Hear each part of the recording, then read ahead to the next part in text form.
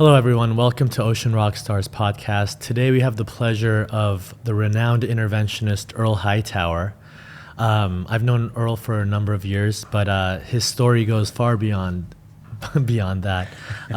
We'll talk about intervention, what that means, how he got into it, and really he has so many fascinating stories. One of the most interesting people that I've ever met, and I think what he has to share today is going to be something that is helpful for anybody who's dealing with addiction, mental health issues, and specifically with the families that have loved ones who are dealing with this and don't really know where to go and what to do. He's been, somebody who's guided people and families through this for decades. So without any further ado, Earl, maybe just a brief introduction about yourself, and then I'd really love to know how you even got into doing intervention. Okay, sure. First of all, thank you for having me. Yes. It's nice to see you again. I haven't seen you in a while. I got into intervention sort of through the back door. I had stopped drinking, and I was working for this lady who said, we were talking, and she said, you really got the gift of gab, and there's this hospital down the street, and they need a marketer, somebody to do marketing. And I went, great, what's that? And she explained it to me, and I thought, you mean like public relations, that sort of stuff. I'd been to business college and done some stuff, and I thought, okay, I can do that. So I had hair down, I was, a hippie, and thought this is never going to work. But I thought, you know what, I'm really going to try this. So I cut off my hair, and I paid $100, and I got a white shirt, a blue blazer, a tie, a pair of gray slacks, and some black loafers. There was this place that said, set you up $100, right? So I bought this head to toe cheap outfit, right? Cut my hair off, walked in, got the job. Wow. Right? Part-time. Yeah, part-time. A month later, they gave me the job full-time. I worked for them. I went out and I was asking people stuff, and I was just honest. And in the first month I worked there, I landed the largest union in Southern California, 50,000 members, the United Food and Commercial Workers Union, and I filled the joint, was just rocking, right? Total luck. I was scared out of my mind. You didn't know what you were doing, but somehow you did it. No idea. Somehow you figured it. I was just trying to outrun the demons, man. That's all I was doing. Right. And I worked there about a year and a half, and then I went to another place that was a big outfit. And I started to rep one of their hospitals, and they were making so much money back in the early 80s when this was going on. I started to do this when I was 4. Right. And during the 80s, and so they gave a lot of education to their employees and stuff, and they said, does anyone want to be an interventionist? So I called kind of a mentor of mine, and I said, do I want to learn to do intervention? And he said, when a door opens, walk through it, and hung up the phone. And I was like, well, that's pretty clear. That's good advice. So I went and I said, yeah, I'll do it. So I took a 2-week course from the originators of intervention, the Johnson Institute out of Minneapolis, the guys that had started it. Not that long before. I mean, maybe 20 years earlier, they had started this. And initially, intervention was a very, very aggressive, right up to the line of illegal, grabbing guys and taking them to treatment. Back in the 80s? No, back in the 60s. Oh, okay. When they first started it. And it was slowly starting to mellow out a little bit because they recognized early on that in very early intervention, they were causing as many problems as they were solving because they didn't realize a critical thing, which is going to be a thread through this whole conversation, is they didn't understand that the addict is a member of a family. Right. And you can't take and impact one member of the family and not have that impact the rest of the family. As if you live with an alcoholic in active addiction, you can't not get sick. If you live with an addict, you're going to get sick. It's going to happen because you accommodate and you accommodate and you accommodate and you accommodate to try to make it work, to try to fix it, to try to keep the family together. And with the best of intentions, we play right into the nature of addiction and just make things worse. So now it's called family intervention. Okay. That's what it's called. It's called family intervention. And to give you an example why, if you take, and this will lead to how things have changed. Well, anyway, wait, I'm being schizophrenic. I'll go back. We'll get there. I'll tie all these little pieces together. Watch me do it. It's going to be really fun. the process of my career is that I went to that hospital and I became an interventionist. And 2 weeks after I had finished my training, I walked into the office, into the hospital, and a nurse said, "There's a kid that needs to be the family called. Here's the number and the address. Go get him." I was like, Okay. So I walked into this house, and there's this Hispanic family sitting in the living room, grandmother's, wringing her hands, and mother's pacing and crying. Dad's like, they won't let me get my gun and kill him. Right, I mean, it's just right. like all over All the kinds place. of chaos. And I just went, sit down, tell me what's happening. Right. Just tell me what's happening right now. And I don't know what it was, but when they started talking, I could feel the energy moving in the room. I could feel when Dad started talking, what happened to Grandma and Mom, how they would withdraw or they would tense up, and I started to get this picture of how they worked together, right? And I said, after about 30 minutes, I said, "I think I got this. Just give me a minute." I went in the other room. There's a 16-year-old kid in there, strung out on cocaine, and he looked at me and he just goes, "Yeah, little white man?" And I was like, "Just time out. Let's just talk. Don't kill me. Let's talk." And we talked for like 15 minutes. Okay. And I said, "Don't let them be the reason you don't go get better. Because, you're 16 and your life's on fire, man. Right. So how about we just go right around them and get you the help you need?" And he said, "Okay." And I took the kid, and as we were walking out, I said to the family, "I'll give you a call, let you know what's what." Right. And I took him and Keep you put him in posted. treatment. I drove home, and I knew what I wanted to do with my life. Right. I wanted that buzz. I'd never felt it, Just I've the been high ability to I've help been somebody high on in that- everything in the world, and I'd never felt like that before in my life. Right. That I'd gotten out of myself in a service to somebody else in a really, really meaningful way, where this family had called me and said, "My family member's dying. Please try to make that not happen." Right. And the pressure was intense, but the reward was, as you can tell, remarkable. Immeasurable, yeah. But the reason we call it family intervention now is that imagine if you'd lined that family up and I had taken that addict out and put him in treatment and not talked to that family anymore, and they had all just stood where they were with that hole in the middle where that kid used to stand, right? We finished treatment, and then we sent him back to the house, and there stood the family with that hole in the same spot. Where do you think that kid's going to go stand? Right. He's going to go stand right back where he Right. was. You can't bring him back into a broken environment. No, he's gonna go back where he was, and what's gonna happen? He's gonna relapse. So Yeah. relapse. All that work goes out the drain. I mean, there was a period of time not too far in the past where relapse was so prevalent. People started saying things like, relapse is a natural part of the process. Right. Trying to just make it okay that they weren't being as effective as they could be. Right. My belief today is when I do trainings, and I train in other interventionists to do the work, and I tell them, a successful intervention is that you get the identified patient into treatment, and you get a family member into treatment as well. Right. And there are a couple of programs around the country where they have weeks, 6, Family 7, 8 treatment, yeah. day-long treatment programs that are always full and are brilliant. And it changes the family dynamic. And then the identified patient for the addiction issue or the co-occurring disorder comes back to a very different, much greater, Healthier. helpful dynamic Right. in the family that they find that they love, and it's so much more effective. It's 5 times as effective putting 2 in as it is putting 1 in. And so, it could be different forms of treatment. Maybe Absolutely. their son needs to go to inpatient or residential rehab, but then the family member can do outpatient, and they can just do the therapy and the family work. And so you can combine that, but at the end of the day, they're both working together to improve themselves and then ultimately bridge the gap between whatever's dysfunctional in that relationship. yes, moving them towards change. Right. Right. Whatever you can get them to do to affect change is a good move.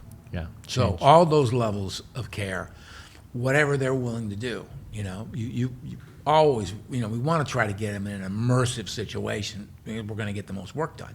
But if we can't get that, we can at least get them into the process where they have the experience that, this knowledge, this education, and the application of it is making things better. Right. You know, Right. and also we're learning that in intervention, the great majority of clients that we deal with are co-occurring.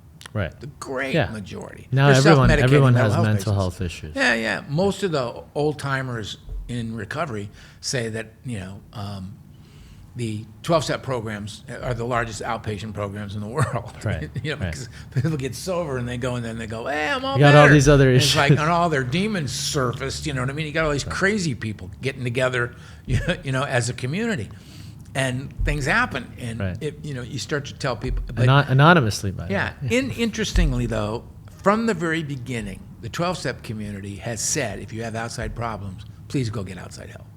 Okay. So for somebody to go into AA, they're not. So go get treatment, go get therapy. They're not acting in opposition to their 12-step recovery, their addiction recovery, to go get help from a therapist, a qualified clinician, to help them with their underlying issues, whether that be, anxiety, depression, both, any number of issues on axis 1 or axis 2. And, Right. every little bit helps. And just try to get people, a shot at being successful. And really, if we've got somebody with severe mental health issues that used drugs and alcohol to self-medicate, and then we take their medicine away, what have we done to them? Right. We've just thrown them into a sea of pain. Right.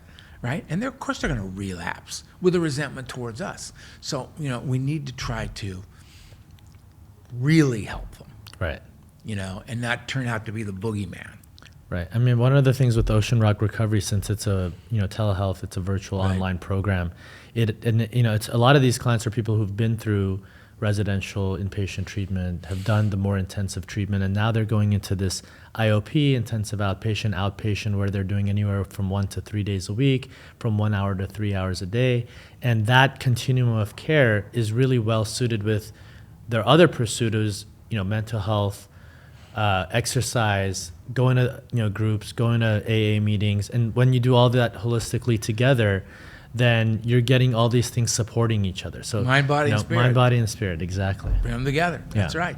And I mean, I was And you around can for do the early that days. from when the you were- access of your own home. You have that Yes. luxury, and so some people like the on-site, in-person programs, and some people prefer to be able to work that into their life and tune in from the comfort of their own home or from wherever they feel comfortable. So, I mean, for us, it's all about increasing that access to care. And I was around when you guys were Doing it. flirting with doing this. I Right, mean, it was right. an idea that was being discussed. Right. And I think right from the beginning, the idea was this. The Right. idea was, you haven't traveled far from your original Right. insight. I mean, you know us. We have the on-site programs, and we have all Right. those, and those are well established, and we work hard on those. But at the end of the day, this was something different that we didn't do, and that wasn't really within our wheelhouse. So we set this up, and it's been successful. Currently, we're licensed in California and Texas. But the beauty of it is just it provides an extension to what people need, and whether it's a continuum of care, which I just mentioned, or sometimes it might be the starting point. So somebody might say, I don't need to go to this detox or residential, and it's okay. Well, why don't you try this? But a lot of times that leads to a referral to an inpatient facility, a residential facility, because that client tries it, realizes that that's not enough. Sure. And they start missing groups, and we kind of see that, oh, you look like you need to go, go to rehab, and then it becomes a good transition point. And then after they go through all that, then they can come back and kind of pick up where they left off. So really, you have different entry points there. What's good about it, I think, is that get somebody in the game. Right. Get them to enter the process. Most of the time, people will enter at a lower level of care, meaning really less support. Right. Because that's more convenient. Right. It's less intrusive. They have to, to do less. You know what I mean? And there's gaps enough where if they haven't surrendered the option to engage in their addiction issues, right? They can still try to get away with it, right? Right. I mean, that's in the back of the head, Right. So, but what you find is that if they're successful at that level, terrific. Right.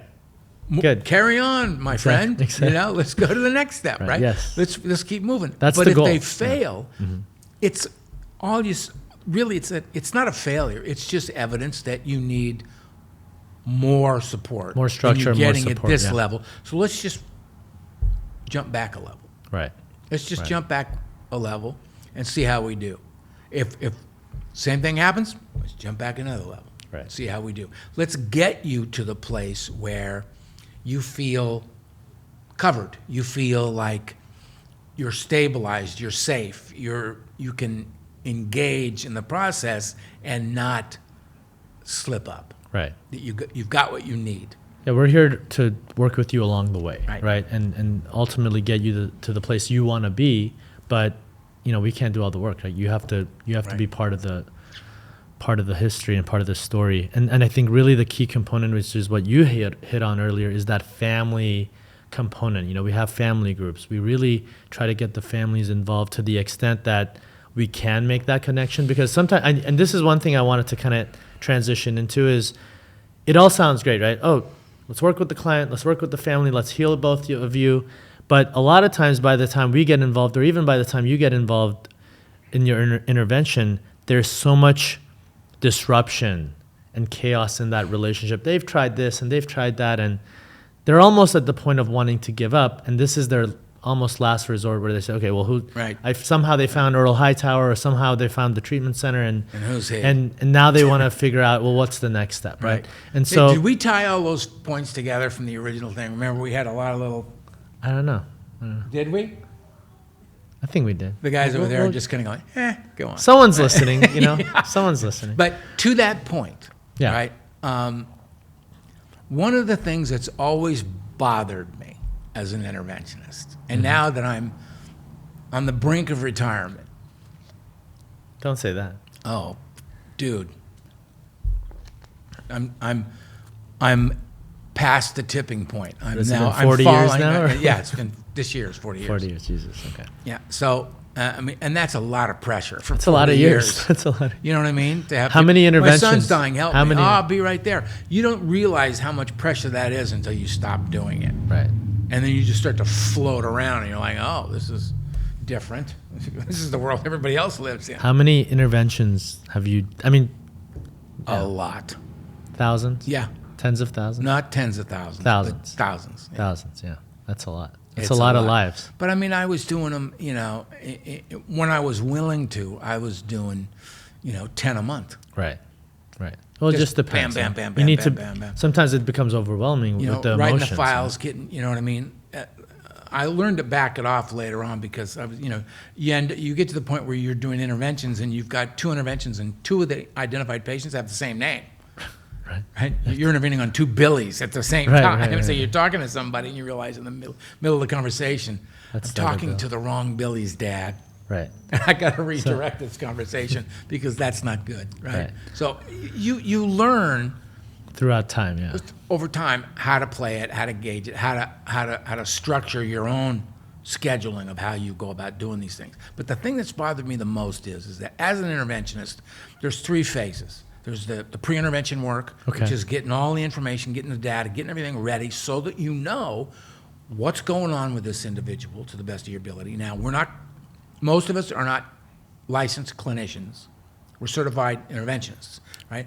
So we don't diagnose. Right. But we can identify characteristics that we see Right. that will lead a clinician to a diagnosis. So we gather a tremendous amount of data about the family and the identified patient. We do the intervention based on this, using family, friends, coworkers, all these people, right? We intervene on the person and we refer them to treatment. The senior counselor, the counselor that's applied to as the lead clinical person on this individual's case through treatment, never contacts the interventionist. And I've always thought, shouldn't that be the first that call? doesn't make sense. I can speed your process. You got 4 weeks maybe with this client. Right. I can speed that up where I can put you at your pace. I can put you at the 2-week mark on day 2. Right. by downloading all this information that I have on the family, all the characteristics. I won't diagnose, Right. but I'll give you so many characteristics that you'll go, okay, I need to go look over here. Well, I mean, you've done all the legwork going Yes. into that, and so It know should when be they're used. and when they're coming into that level of care, that higher level of care that's so intense, and 24 hours of structured, nursing and therapy and groups and just all kinds of different activities. That's only usually about a 30-day stay. So it's almost more triage than treatment, right? You've been listening to me. I know. I'm using your words, right? But it's triage, and you got to get that person stable enough where you can do that ongoing therapy. And Absolutely ongoing work. correct. That's Right. absolutely right. It stop the bleeding, stabilize the patient, give them enough tools to get them across the bridge from treatment into recovery. Right. That's what that 30-day, Right. ride is. Right. That's all it is. And assessment is not a piece; it's through the whole thing. Right. You are constantly assessing this client because they're changing daily. Right. I mean, the treatment team, that's their job to do the level of care assessments and kind of guide them through the different phases of care. And to be able to say, this group is irrelevant, get them in this one. Right. We need to call this guy, or we need to make this shift, or we need to do that. Right. That's all. People go, well, we only got 30 days. Do you really want to disrupt like that? You go, that's not disruption. No. That's fine tuning. Right. And then to get them set up for the next phase. Correct. Yeah. And I believe the best thing you can do in admissions, there's two things you can do in admissions. One is get release of information forms signed so Right. that you can talk to family members. When you get all this information, let's say you do this stuff, and you get everything downloaded to you from the interventionist, you can take all that information now, you can call the family, and because this information has brought to mind more questions from the therapist's point of view.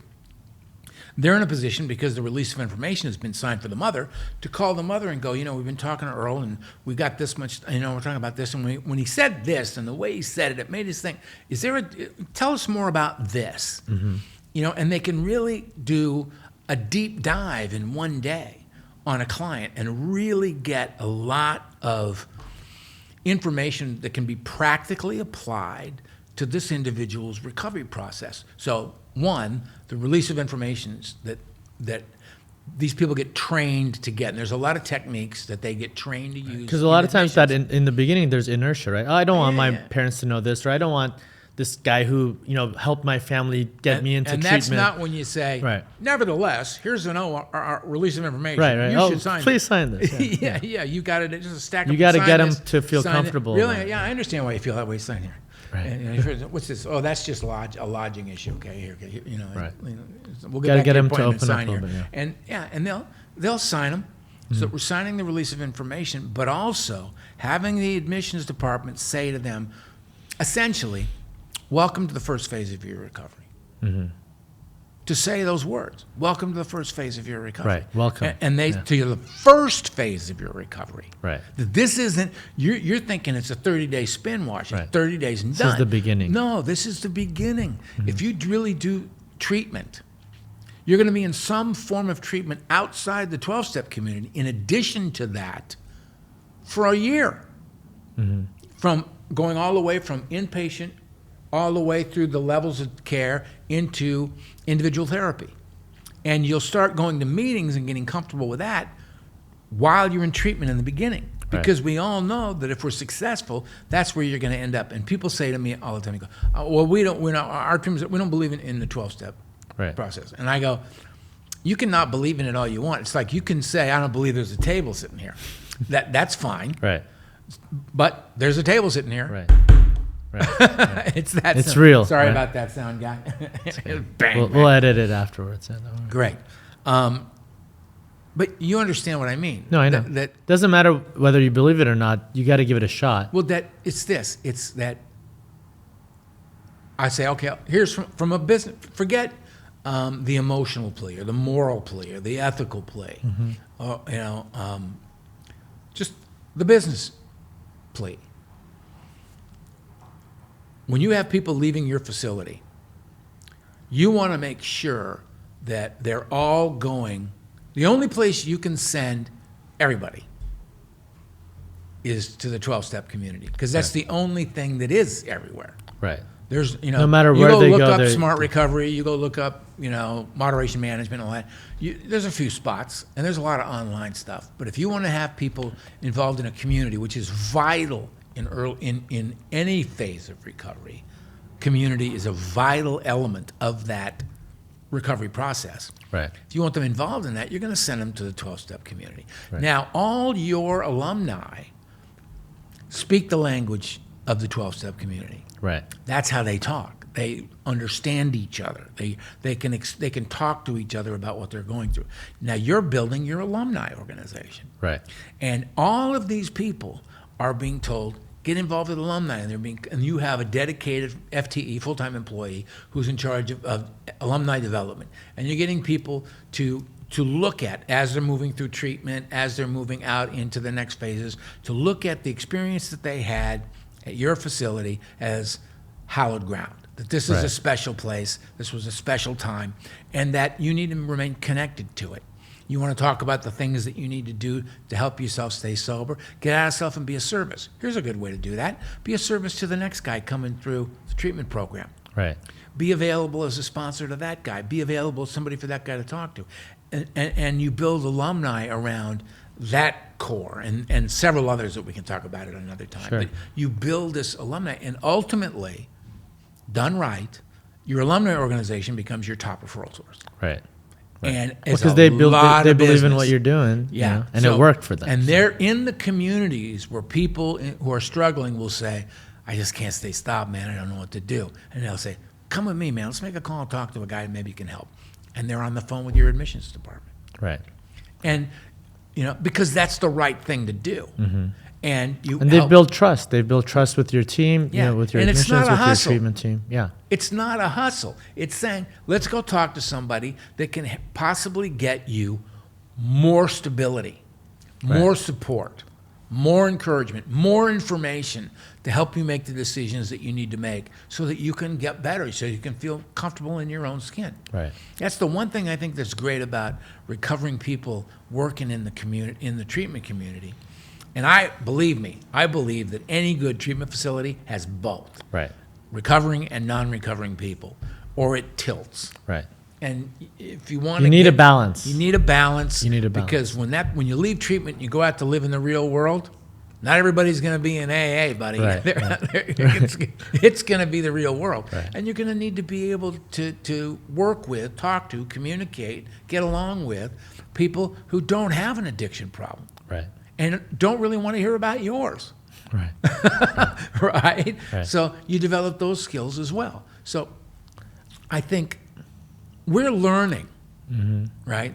But we got a long way to go. We're learning that the brain heals at different rates. Right. And I think that the beauty of it is that balance, right? I mean, one Yes. of the main things that we provide and we really strive for is having that balance and having people, because you can relate to the people in recovery if you're dealing with addiction, and you build that connection, but then you also have the expertise from the psychiatrist and from the nurses and from the therapist who really have been, either through it personally or through their treatment of people, have learned so much about how to help somebody overcome all the mental health issues and these co-occurring disorders, and just kind of unraveling the onion, right?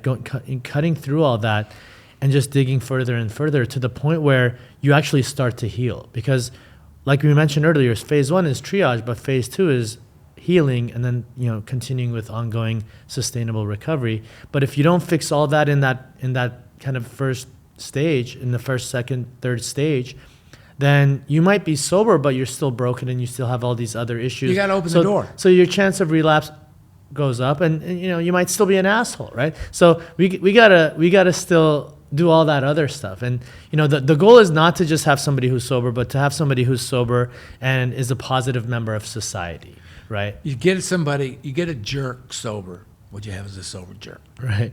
Right? Right. And it's learning about things that we don't talk a lot about: morality, ethics, Right. honesty, integrity, humility. These are not topics of discussion normally. When I was out there shooting dope across from a guy named, Psycho, Right.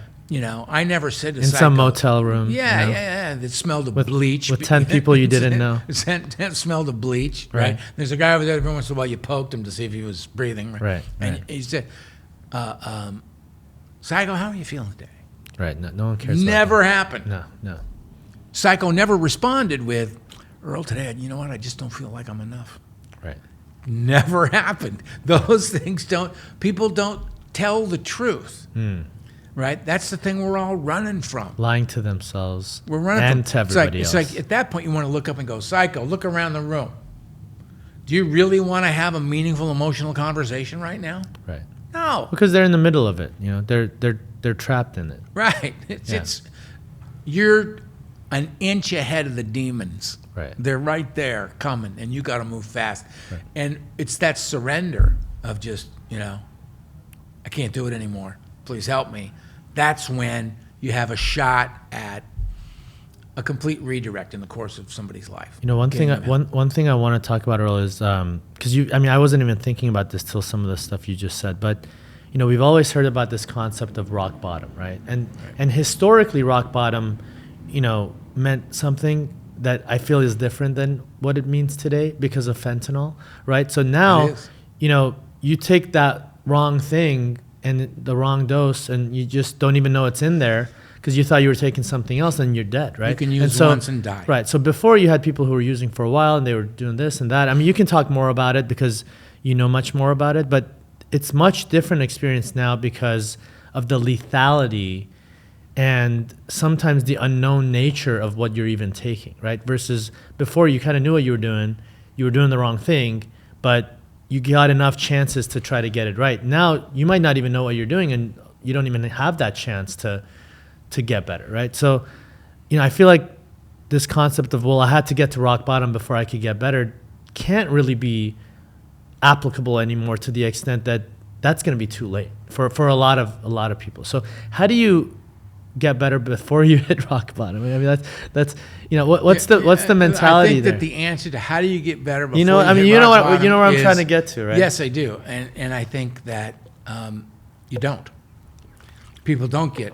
But what happens is that people get introduced to their rock bottom, right? As opposed to hitting it, looking up, and going, "Oh shit, right? I'm it's here." Too late. Yeah. You know what I mean? It's a tap on the shoulder now, right? And look, and we were headed that way anyway. Fentanyl just put a turbocharger on it. Right. And I'm not going to get into the geopolitical issue of fentanyl because that's another hour, and I'll run around. No, but just the lethality jump of it, up and down on the table and lose Yeah. my mind, right? But yes, it's hit critical mass out there. That it's a very all my buddies and I say that have long-term sobriety, right? Like I got 42 years, I got buddies in that, a lot of buddies in that range, Right. 30s and 40s. Right. Of, The old timers. I'm not doing it. Long timers The long timers. There you go. There you go. who happen to be old. Right. And we all say, really what this has done for us is those of us think, wow, if I go out now, it could be pretty rugged. It's like, no. If I go out now, I might make it 2 weeks. Right. Right. Honestly. Right. Because using the way I used, you can't do that now. Exactly. You can't take something and then say, so what was that? Right. Which I used to do all the time. Right. Now, you got to be very, look, anything that's sold in, that's measured in micrograms should not be eyeballed. Yeah, that looks about right. Right. No. No. No. We're not experts. 4 granules a little bit too far to the left and you're gone. Right. And there's not enough of anything they can stick up your nose to pull you back from that. So there's stuff out just there a now different- that's heinous, it's a and it's different- yeah. in drugs you would not expect it to be in. Exactly. Who puts fentanyl in cocaine? Somebody. Yeah. Everybody. Everybody. Yeah. It's so cheap. It's mass produced, and I'm about to get into Don't get into reasons that. we don't want to get into. I don't want to go off on a rant. But it's the same issue, right? It's like I talked to somebody the other day and said, "How's so and so doing?" And they said, "Well, she's strung out on fentanyl now." That she'd gone from using opiates that were quite often laced with fentanyl to Right. just Straight fentanyl. being a fentanyl user. Right. And I thought, how long? I mean, it could be any hour. Right. that we could get the call that we're any going to lose her. minute, yeah. She's clean now, thank God. Right? But it took, a pretty dramatic experience for her to turn it around. Mm-hmm. And because saying I'm a fentanyl addict is saying I have absolutely no connection to being here. Right. None. Right. Because that's how fast it's that, Right. and you're out. Right. So, in a way, I think fentanyl, in two ways, is going to shrink the population of addiction out there or shift it. Mm. You're going you're going to start seeing people coming in who are alcoholics. Period. Right. Stuff you don't They don't wanna see one every 4 years. Right. Right. They just, because people just Don't want to take that risk. I want to get rid of the pain. I don't want to die. Right. And if I take a pill of any kind, I'm going to die. Unless I'm getting them from my doctor. Right. Right? I got to get pharmaceutical grade stuff or drink. Right. Because anything... Well, the problem with the pharmaceutical grade is, your doctor at some point stops giving you that if you keep asking for more. And then now you go, you might go to the wrong country or you might go to the wrong guy and then you don't know what's in there. It's true. You're right. So I mean, look... it makes sense while they're willing to give you the prescription, but at some point they're not, right? I'm just... No, That's how an I know, addict thinks like I know, that. I know. An addict thinks Right. like that. I got it from a doctor, I'm fine. I'm Right, good. right. And then, and At they that doctor time it shop, is, and I yeah, got yeah. 6 docs, so if one drops off, I'm okay. Right. I'll get another one. And, building a stockpile, and, it's crazy. Mm-hmm. Being a drug addict is a crazy life. It's just more obvious now. And seeing the U.S. government get involved in it and all the things they say just makes me so angry. I don't even know what to say. Right. It's just, Well- we've got to this and we've got to, where you been the last 30 years? We'll do another podcast about, Yeah. about blaming, Right. who's to blame. Making but sure that I get audited for the rest of my life. Right, yeah. No. But no, I mean, I thanks. think the one thing I really want to kind of touch about is, and it's been the thread this whole family that we've been talking about family. But let's say a lot of people listening or watching, they might have somebody, a loved one, whether it's their kid or their father or sibling or whoever, coworker, that they've noticed some changes and they're worried about them, right? And it might be at the early stages. It might be, hey, they've been using for a while, and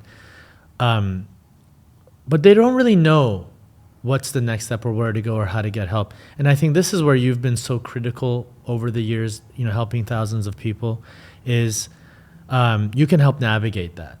And so I guess the question I have is, if you're sitting out there and listening or you're watching and you don't know what to do, what's kind of step number one to try to help this person that you've lost control over? If you call a reputable treatment center, Mm-hmm.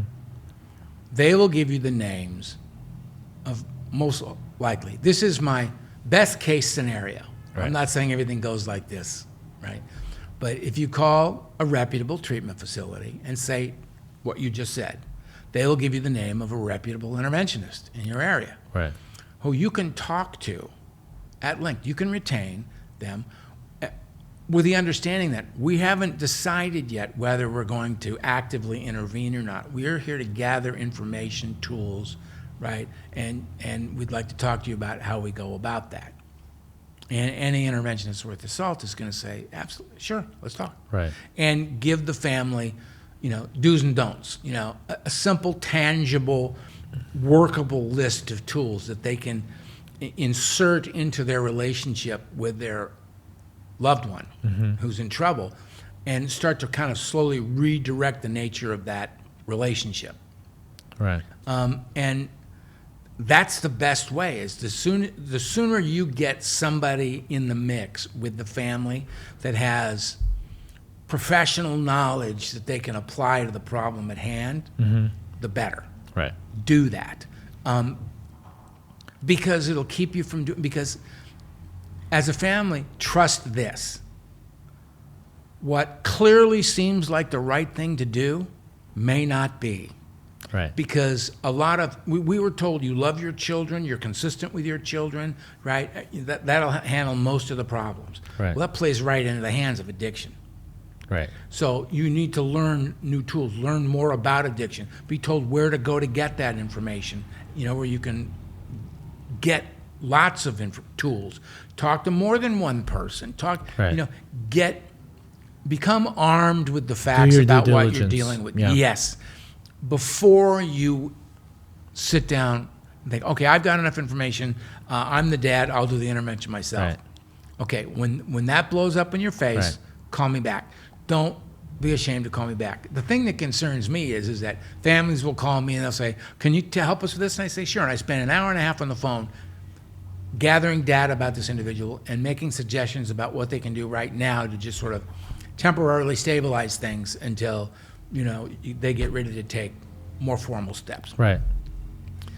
And they then take that information because they don't want to pay the fee. Right. And they go and they do an intervention based on that information. Right. Blows up in their face. And when the guy says no, they don't know what to do. Right. They know, yes, they get. They think they're going to get a yes. They don't. They get a no. Right. They don't know what to do with no. They blew it up. Are they going to call back me and say, listen, Hey, I screwed this we up. actually tried to not pay you and take your information and do this on our Probably own? don't call No, it- they're no, going to yeah. call a different interventionist. Goes, oh, well, we worked with Earl Hightower, but He really screwed this up. Yeah, he messed it up pretty bad. So, we thought we'd talk to you. Right. That's what happens. Right. The freebie doesn't So work. you just okay. Well, I mean, it's funny you said that. So, I mean, I have two takeaways from that. One is, if as a family member, you want to have the formal interventionist to be this buffer between you and your son, or you and your, whoever your loved one is, because you want to keep that relationship that you have with them separate from you having to put them into treatment, or, because that initially you're the bad guy, right? The person who wants to get them to get better when they're in their worst is the bad guy, until later on when they realize, hey, you actually saved my life. So you need someone else to be the bad guy. So what they should be paying you for is not, I mean, of course it's for the intervention, but it's, hey, you be the bad guy, but figure out a way to get this kid the help that he needs, and then be open-minded enough as a family to allow you to get them the help that they need, and merge you with whether it's, which is a whole other, I think we talk about that too, because, at least 75% of the time. Because we know, I mean, we've known enough that there a lot of times, no matter what the loved one, the person in treatment is doing, the family's doing something that inadvertently is screwing up the whole thing. 75% of the time, minimum, the identified patient is not the sickest person in the family. Right. It's a family member Right. that sabotages, undermines, right? Who's also using, and this is getting a little close and needs to put this thing out the pasture. They don't want this happening. Or has some other mental health issue or concern and thrives in chaos. Right. We know lots of people that if There's it's a lot not of those, yeah. chaotic, they're not comfortable. Yeah. Right? And so you have to pay attention to all that and make sure who's in the intervention. Right. And it's an interesting thing to get good at. Telling people, I don't think you should be in the intervention. Right. I'm paying for the intervention. Right. I know, and we really It's that appreciate power, it. right? We really appreciate it. But And especially, I mean, Earl, you've worked with all kinds of different families. So you've worked with families who didn't have a dime and you did it for free. You've worked with just, the normal, just regular middle-class families. And you've worked with really wealthy billionaire families, celebrities. Yep. And so you've seen both the common denominator, which is the addiction and mental health doesn't give a shit, if you're rich or poor or powerful or powerless. But you've also seen how people with different, with the more resources and with more power and with more ego, are more challenging, And so maybe when you've got a family any family that has over $100 million, right. Every family over $100 million has significant problems that other people don't. Right. And when you say to them things like, look, we're trying to get, the reality of the situation is, and if they could verbalize this, they'd go, stop right there. I didn't make $100 million to deal with reality. Right. I made it to not have to. Right. Right. I've got people to deal with that. I don't go. I had a guy say to me, he called me up, and I'm talking to him, a celebrity, who's been a celebrity most of his life. Right. And we're talking on the phone, and he goes, where are you? I go, I'm in the market. He goes, what are you doing there? Like there's several things to do in a market, right? I said, well, I'm shopping for food. Right. And he goes, what's that like? Yeah. And I was just like, okay, I got to go. Yeah. Because Yeah. I don't want to teach you about do you how to be connect in a with market that? Yeah. because it's what's the point? You're never going to go to one. And then you have a guy. You can take that to having to deal with addiction, and mental health, right? It's like they think that, and this is really anybody. And but all those sycophants around that person right. get scared. One, they just kind of want to let things be the way they hope. Their hope is that things will just stay the way they are. Because they're benefiting. Yes, they are benefiting from the toxic environment. They're getting away with murder. They're getting paid 3 times what they're worth, right? Because the guy doesn't know from, proper fee for service. They're getting him what he needs, Right. Whatever It's all that. Yeah. But then there's also the people that are afraid of an intervention because they work for the guy. How do you intervene on somebody who can look at you and go, lovely letter, you're fired? Yeah, the first thing is they're going to be pissed off. Right. Yeah, exactly. They you don't poke the bear. Then occasionally you get the guys that I love and the guys that are just going, he's going to die. I don't care if I get fired or not. Let's do this. Right. And that's when there's a chance. And then that guy sees it. He sees, I could fire you right now. And he goes, and they're like, do it. Right. I'm still telling you the truth. 90 days later, he hires him back because, you saved his life. If he ever fired him in the first place. Because he needs stuff brought to him while he's in treatment. Right. Maybe he fires him for 5 minutes. Yeah. For the day. It varies. But let me put it to you this way. I've dealt with families that have enough money that nobody's going to work for the next 5 generations, if ever. Right. That much money. All the way down to chasing guys through tents. Right. On the streets. On the street in Skid Row, right? With a buddy of ours. Right. Both of us trying to corner off the skid, right? And I'll take a plumber any day. Right. I'll intervene on a plumber any day over Mr. Billionaire. Right. The reason is I don't charge Mr. Billionaire $100,000 and the plumber nothing. I have a fee. Right. Doesn't matter who it is. I charge that fee, or that's my top fee. My fee is my top fee. Right. If I need to reduce that fee or waive it, I will. Right. To get the job done. But you don't charge I don't more. see the guy and go, triple the fee. Right. Because he doesn't care. He doesn't know. But you have to do triple the work. But I know that, I'm ripping off the guy because he's completely ignorant of, Right. value. So you don't do that. Yeah. No, so you I don't do that. I never have because I watched a guy do it and it's made me feel really bad. Right. And I thought, I don't want to do that. Yeah. Right. I think one thing I want to maybe wrap up on, Earl, is because we keep talking about family, and I know there's a lot of like you said, sometimes you talk to them and you talk to them for an hour and you give them all these tools and then they want to do it themselves.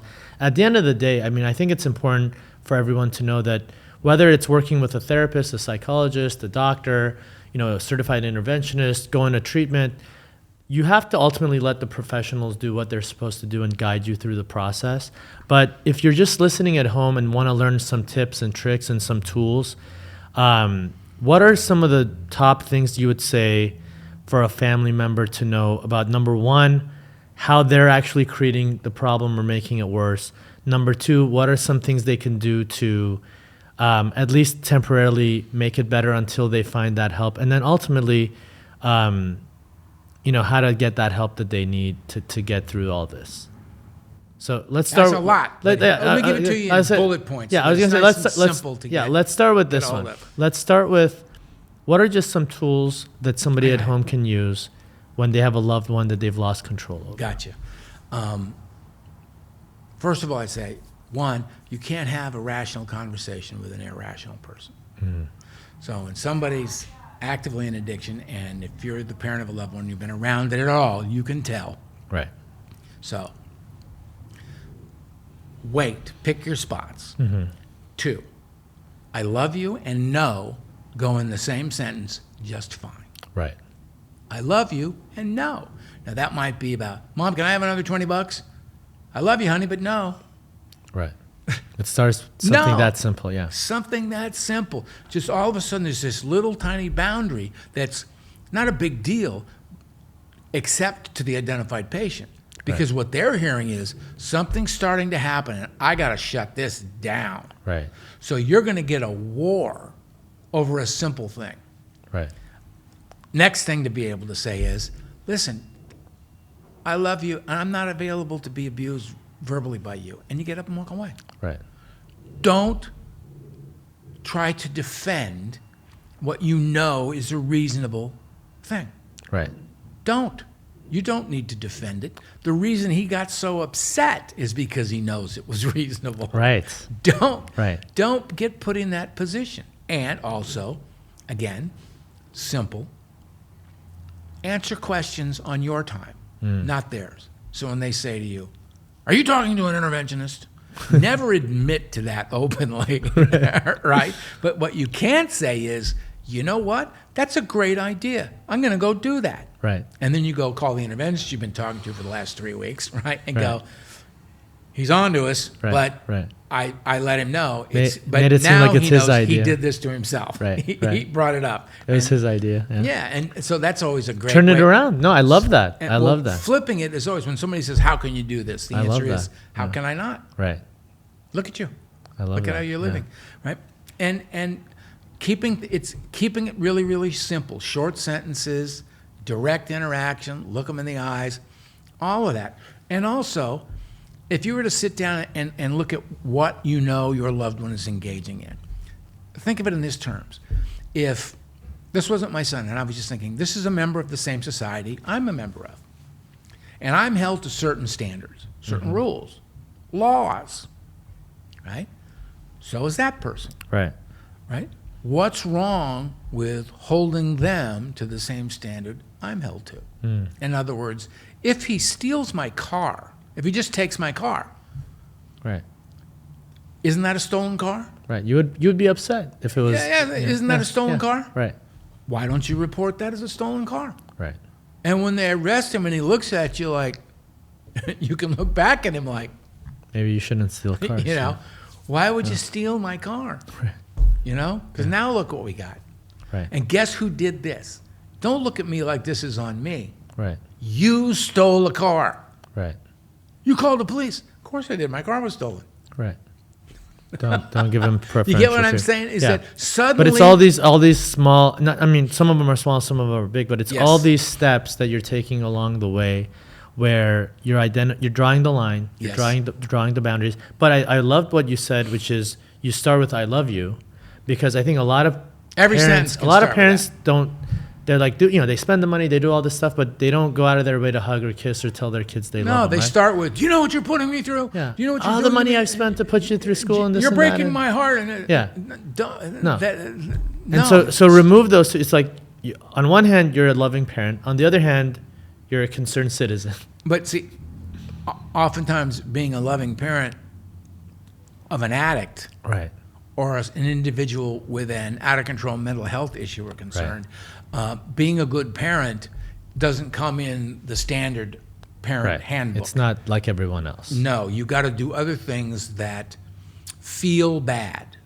It's the right thing to do, but it feels bad. And you have to accept the fact that you're going to have to do things that really feel bad. Nobody likes their kid looking at them and saying, "I hate you for this." Right. You know, and just know that in 2 weeks they're going to say, "I'm really, really sorry that I talked to you that way." And it'll turn itself around. It's back to that idea of calling the police. Know this about when you do stuff like that. When you call the police or you call 911 or you try to do a 5150, which in California is an involuntary hold. Right. When you do those things, you're bringing in outside agencies and you lose control of the situation when that happens. Right. So be very, very clear in working with your interventionist that is in fact the trigger you want to pull, because you can get cops who get it and are really, really helpful in the process, and you can get guys, men and women don't really in the get blue it. that Yeah. are not, because they're not well trained. Or Right. maybe they have unresolved addiction issues and they became a cop because their dad was a drug dealer who beat their mother. Who Right. knows? I mean, you don't know who you're dealing. It's not the Right. trained professionals. You're that bringing you- in a guy you don't know with a lot of power. Right. So basically, I mean, I think this is a good way to wrap it up, because that really answered all the questions I had. Because essentially, you're saying, all those two tips that you gave were excellent, and I feel like people need to listen to that and kind of take that advice. But you also mentioned that it's really the team that you put together that actually are helping you get through this in order for you to be the best version of yourself, in order to give your child or whoever else the best chance at recovery, right? And I think it's you That first. should be the focus. So that's the team answer. effort, yes. You need to start doing the work and getting the team ready and getting, Yes. all the tools, and then you can be in a place where, okay, now let's go and put him in rehab or You just described why pre-intervention is the most important work you'll do. Right. All the work you do to prepare Exactly. to actually sit down and do the intervention. Exactly. I love that. Earl, it's been a pleasure having you on the show. Been fun. I Hope it think, helps. I think not only is it going to be helpful, I always learn learn a lot of new things on the show, but I think anyone who's listening or watching is going to pick up on some of these tools that you taught, and really, you're gonna, you're helping a lot of people by doing what you do. So thank you. Hope so. I keep looking over this way at those two because They're not really here. For some reason, I desperately need their approval. Anyone I have no idea why. Anyone behind the camera, it doesn't exist. No. Right. All Anyway, Earl. thank you for having me. Thanks I a lot. appreciate it, man. All right. Take care. Talk to you later.